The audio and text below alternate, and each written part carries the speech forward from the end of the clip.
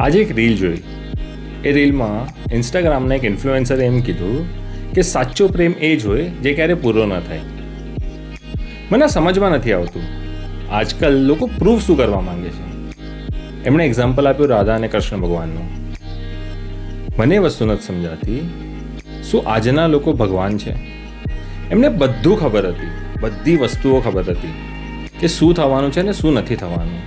શું તમને લાગે છે કે આપણે જે અત્યારે ઇન્સ્ટાગ્રામના ઇન્ફ્લુએન્સર પાસેથી શીખીએ છીએ એ જ પ્રેમ છે, એ જ પ્રેમની પરિભાષા છે? મને ખબર નથી પડતી આજકાલના લોકો પ્રૂફ શું કરવા માંગે છે.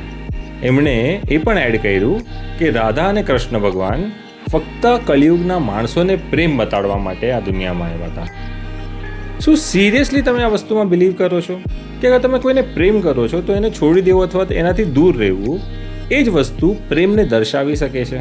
શું તમે બિલીવ કરો છો કે સાચો પ્રેમ કરવો હોય તો એકબીજાથી દૂર જ રહેવું જોઈએ?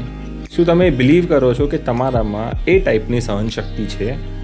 શું તમે બિલીવ કરો છો કે અલગ રહેવાથી જ પ્રેમ થાય છે? મને એવું લાગે છે અલગ રહેવાથી એકબીજાની કદર થાય છે, એકબીજાને સમજી શકાય છે, એકબીજાની પ્રોબ્લેમ્સને અને સિચ્યુએશનને સમજી શકાય છે. પણ અગર જો તમે વ્યક્તિને પ્રેમ કરો છો અને સામેવાળી વ્યક્તિ પણ તમને એટલો જ પ્રેમ કરે છે, કેમ આપણે એકબીજાના પ્રેમ માટે લડી નથી શકતા? કેમ આપણે પ્રેમને પોતાના બનાવવાની કોશિશ નથી કરી શકતા? શું દૂર રહીને જ પ્રેમ થઈ શકે કે? આપણામાં એ આવડત છે કે? આપણામાં ભગવાનનો એક પણ ગુણ છે કે? કોઈ જ નથી. એમની જેટલી પ્યોરિટી છે કે? જરા પણ નહીં. આપણે ફક્ત આપણું કર્મ કરવા આવ્યા છે. આ દુનિયામાં આપણે જન્મ લઈએ છીએ અને એક સમય પછી આ દુનિયાથી આપણે વયા જઈએ છીએ. આ બે વસ્તુ એ પણ આપણા હાથમાં નથી. ભગવાન પોતે આવ્યા અને પોતાની મરજીથી વૈકુંઠ ધામ ગયા.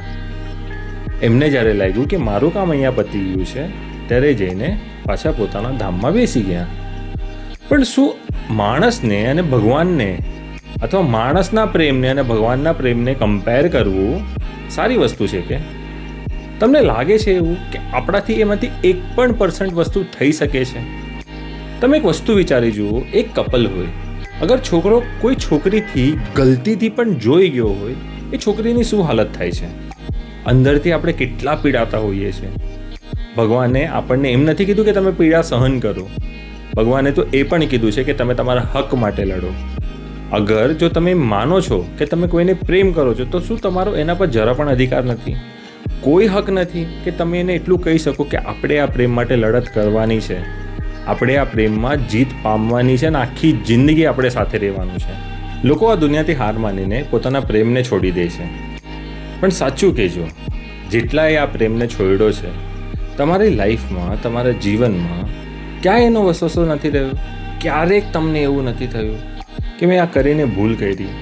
ભલે એના પાસે કઈ વસ્તુ નહોતી અથવા કંઈક પ્રોબ્લેમ્સ હતી, એ સમયની સાથે સુધરી જાત, એ સમયની સાથે ઠીક થઈ જાત, એ સમયની સાથે આગળ વધી જાત, બધું ભૂલી જાત, બધાની પ્રોબ્લેમ સોલ્વ થઈ જાત અને અમારા જેવા ખુશ કોઈ ન હોત.